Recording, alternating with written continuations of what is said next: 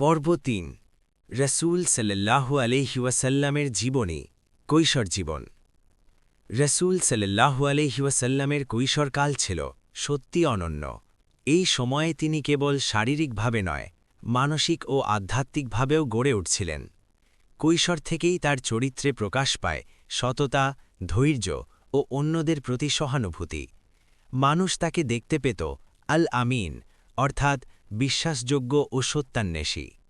এই সময়েই তিনি শুরু করেন মানুষের সাথে ন্যায়পরায়ণ আচরণ করা, দরিদ্র ও অসহায়ের প্রতি সহানুভূতি দেখানো এবং সত্য ও ধার্মিকতার পথে চলা। ব্যবসায়িক জীবনে সততা, পরিবারে শৃঙ্খলা এবং বন্ধুদের সাথে সদ্ভাবনা, সব কিছুতেই তিনি অনন্য দৃষ্টান্ত স্থাপন করেছিলেন।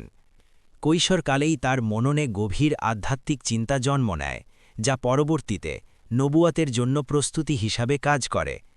আল্লাহর পথে মানুষকে আহ্বান করা এবং ইসলামের দাওয়াতের ভিত্তি এই সময় থেকেই তৈরি হতে শুরু করে।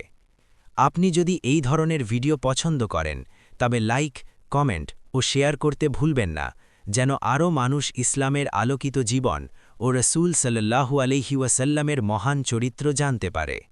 Moonlight, shining stars.